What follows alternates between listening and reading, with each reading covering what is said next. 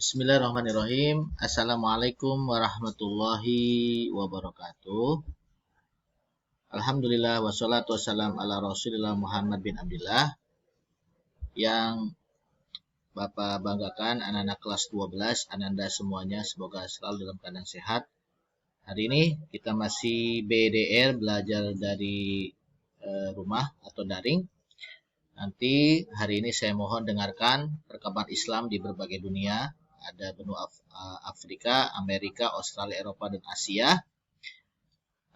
Nanti setelah Bapak kirimkan videonya, kamu bilang, kamu tulis di komentar di timeline saya hari ini, ya, saya sudah menonton video Bapak, lalu kasih penjelasan sedikit, ya, kasih penjelasan sedikit. Jadi tugasnya begitu.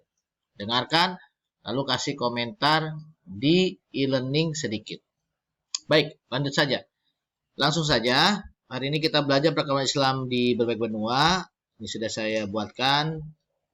Ada Afrika, Amerika, Australia, Eropa, Asia. Tetapi yang sering keluar itu di Afrika adalah bangsa negara Mesir, ya. Amerika Serikat, Australia, Eropa, Belanda, dari Rusia dan Turki, dengan Asia, Jepang. Jadi hari ini kita insya Allah belajar di benua Afrika dan Amerika, yaitu Mesir dan Amerika Serikat. Untuk yang lainnya bisa dibaca sepintas saja, ya. Insya Allah mungkin ada yang menyangkut nanti, tapi yang saya tanda ini, yang saya tebalin ini, itu biasanya yang sering keluar di soal-soal, ya. Baik, kita ke Mesir sekarang atau benua Afrika. Silakan dilihat di halaman 130. Sebelumnya kita ketahui bahwa memang Afrika ini menarik, ya. Afrika dihuni oleh bangsa berkulit hitam, ya, atau mutiara hitam, dan ini kemudian mereka sebenarnya musnah, tapi karena ada bangsa Eropa yang menjajah mereka sehingga kebudayaan mereka hancur, sama seperti Indonesia sebetulnya, ya. Kemudian juga yang menarik nih, sejak zaman Rasulullah SAW, ini saya kasih ada kata kunci, ya, hanya sedikit, 1, 2, 3, 4, 5, ada 5 kata kunci. Yang pertama gubernur Muqawqis 6 Hijriah.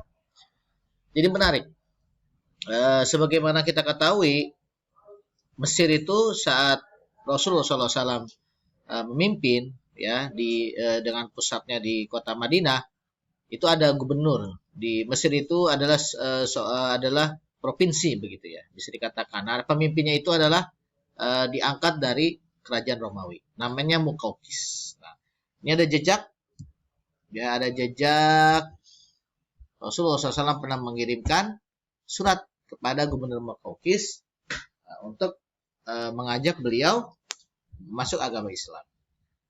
Kita baca, ya, kita ambil dari Republika Online, bisa dari sini. Pada akhir tahun ke-6 Hijriah, ketika Nabi Muhammad SAW pulang dari Hudaybiyah, beliau menulis surat kepada raja-raja. Tujuannya adalah untuk mengajak mereka masuk Islam.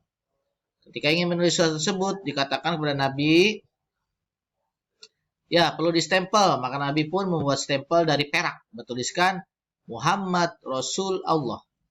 Tulisan itu terdiri dari 3 baris. Muhammad sebaris, kemudian Rasul sebaris di tengah, Allah sebaris di atas. Posisinya Muhammad baris paling bawah, Rasul di tengah, di baris di atasnya, di atas lagi Allah sebaris. Seperti itu, ya, kalau kita lihat di banyak, ya, cari aja di Google, ya. Kemudian yang menarik, salah satu yang dikirimkan tuh kepada Raja Mesir, ini ada tulisannya, dengan nama Allah yang Maha Pengasih lagi Maha Penyayang, dari Muhammad hamba Allah dan utusannya kepada Al-Muqawqis pembesar bangsa Kipti atau Mesir, ya. Salam sejahtera bagi orang yang mengikuti petunjuk. Ya, salam sejahtera bagi orang yang mengikuti petunjuk. Tapi kan Muqawqis tidak mau masuk Islam. Tapi intinya seperti ini. Intinya nanti Muqawqis tetap menghormati, ya, utusannya, tapi beliau nggak masuk Islam. Beliau mengirimkan, ya, mengirimkan 2 gadis, ya, yaitu Maria dan Sirin, ya, sebagai istilahnya sebagai tanda penghormatan, ya. Kemudian juga ada juga kedelai ya, atau kuda. Kuda bahkan sehelai kain. Ini mahal maksudnya ya. Nah, yang menarik kan yang Raja Persia ya. Waktu itu kan Raja Kisra setelah dapat surat, beliau nggak percaya dengan adanya nabi. Kalau beliau ini Muqawqis percaya bahwa memang ada nabi ya. Dikatakan begitu nih, aku tahu bahwa seorang nabi masih ada. Dan ternyata aku mengira muncul di negeri Syam. Ternyata dari negeri Arab. Kalau orang Persia kenapa robek-robek?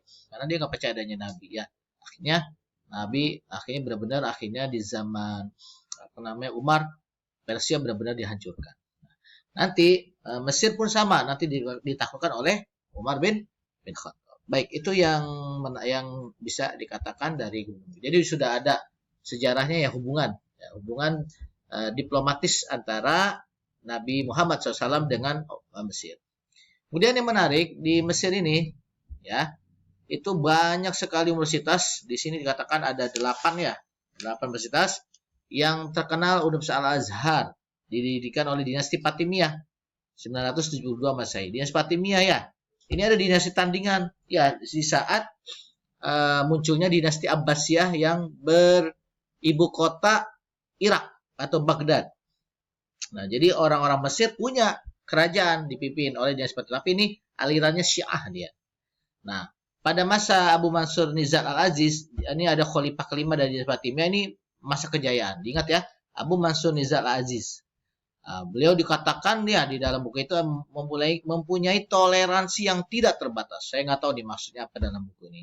Tapi memang kita seharusnya memang mempunyai toleransi yang kalau kita beragama Muslim pasti kita akan mempunyai toleransi. Karena Allah mengajarkan lakum dinukum waliyadin. Tapi jangan sampai ya kebablasan toleransinya. Saya kira itu ya yang kita ketahui. Misalkan jika ada orang Kristen yang sedang beribadah, kita tidak boleh mengganggu. Sebatas itu ya.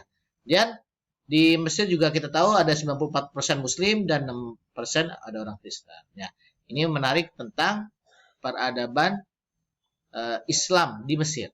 Kita lanjutkan, sekarang kita ke Amerika. Amerika Serikat, silakan dibuka halaman 133. Christopher Columbus. Nah, ini ada kata kuncinya Christopher Columbus, Amerigo Vespucci, Laksamana Cheng Ho, abad 19, Fuad Muhammad, kemudian ada murid Elijah Muhammad, Black Muslim, Malcolm X, Muhammad Ali, atau Cassius Clay ya, ini mantan petinju berat yang terkenal legend ya.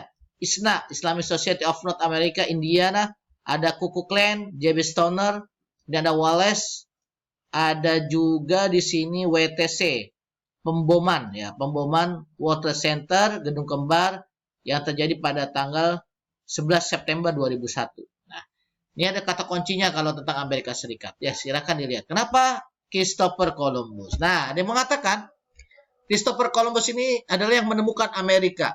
Betul. Tapi yang bingung, namanya, biasa kan yang menamakan benua itu dari namanya kan? Ini enggak. Tetapi namanya Amerika. Karena memang yang mendarat di Amerika itu namanya Amerigo Vespucci 1492. Amerigo Vespucci. Kalau menurut presiden ini ya Turki yang bernama Erdogan, kalau menurut beliau waktu berpidato di KTT ya di Turki di Istanbul, beliau mengatakan bahwa menurut beliau dan fakta-fakta yang ada, sebenarnya Amerika sudah ditemukan oleh para pelaut muslim di abad ke-12. Dari mana? Ya, dari Laksamana Cheng Ho. Laksamana Cheng Ho ini ada di dinasti Hui, atau kalau bahasa Cinanya dinasti Han. Waktu pada masa dinasti Ming yang agak cinta sama orang Islam gitu, dia punya pimpinan Laksamana Muslim bernama Cheng Ho. Cheng Ho itu bukan hanya ke Palembang, bukan hanya ke Jawa, ya, bukan hanya ke Jawa, Palembang, Sumatera, tetapi juga ternyata beliau ke dunia waktu itu. Sampai ke Amerika. Jadi pada abad bukan pada abad ke-14. Ya, jadi sampai sekitar abad 12 sudah ada di sana. Ya. Jadi 200 tahun sebenarnya sudah ditemukan Amerika oleh seorang pelaut muslim dari Cina yang bernama Cheng Ho. Kalau menurut beliau dari data-data yang ada ditemukan peta-peta pelayaran dari Cheng Ho itu ternyata singgah di Amerika Serikat. Tapi ala kulihal ya, itu hanya sebagai tambahan aja ya. Jadi kata kuncinya itu tentang Amerika. Kemudian pada abad ke-19 setelah ditemukan lah ya, banyak pada abad 19 berdatangan dari seluruh negara, termasuk orang Islam, dari India, ya, dari Inggris, kemudian dari mana lagi nih, ya, dari Afrika terutama ya, banyak yang pada ingin merubah nasib ya di benua yang terbaru ini, yang luas ini ya, yang bernama Amerika. Bahkan dari Turki juga datang ke sana. Ya, yang banyak orang Islamnya, mereka datang ke sana pengen mengubah nasib, dan akhirnya di sana itu terdiri banyak lapisan, terutama di sana ada orang Islamnya ya. Jadi ada berbagai macam agama, bermacam suku, negara dan sebagainya, termasuk akhirnya Islam sampai ke sana. Seperti itu ya. Jadi ada orang Islam di sana. Itu abad ke-19. Nah, pada abad ke-19 juga itu muncul seorang tokoh yang bernama Fat Muhammad. Beliau seorang negro muslim yang pengen dakwah ya Islam itu sampai ke mereka, tapi moderat ya. Ini dia mendirikan sekolah dasar Islam di Detroit. Di Detroit nanti dari sinilah nanti akan muncul ke depannya oleh anaknya yang bernama Wallace. Nanti dibentuklah Islamic Center. Bahkan masjid terbesar di Amerika itu nanti di Detroit. Dan beliau mendirikan Nation of Islam. Ingat-ingat ya. Kemudian beliau nanti punya murid ya bernama yang sangat pintar berorasi, namanya Elijah Muhammad. Dari beliau nih, beliau punya murid Malcolm X, Muhammad Ali dan lain sebagainya. Banyak orang-orang Islam yang negro, orang-orang kafir ya, awalnya negro, kemudian terkenal termasuk ini fighter ya, petinju. Muhammad Ali masuk Islam karena beliau, karena Malcolm X, karena Elijah Muhammad, murid dari Fat Muhammad. Kemudian Elijah Muhammad juga dikenal sebagai kumpulan Black Muslim. Jadi orang-orang Islam negro itu disebut Black Muslim. Beliau juga mendirikan kegiatan-kegiatannya di Indiana, ISNA, Islamic Society of North America. Tetapi ada yang menganti dengan gerakan Black Muslim. Yang Ku Klux Klan, ini berbahaya sekali ya. Di Amerika itu kalau kita ketemu Ku Klux Klan, ini yang adalah suatu klan yang Kristen yang sangat Islam, sangat anti dengan Islam. Jadi hati-hati. Kalau kamu menemukan misalkan ada jilbab yang ditarik, ada yang melempar botol minuman keras atau kepala babi, ini biasanya ini klan Ku Klux Klan, J.B. Stoner, sudah dari abad ke-19 mereka menentang Black Muslim yang dipimpin oleh Fat Muhammad, Elijah Muhammad dan lain sebagainya. Kemudian ada di sini Wallace, ya Wallace ini adalah waris dalam agama Muslimnya. Beliau adalah anak dari Elijah Muhammad. Anak dari Elijah Muhammad. Kita cek ya.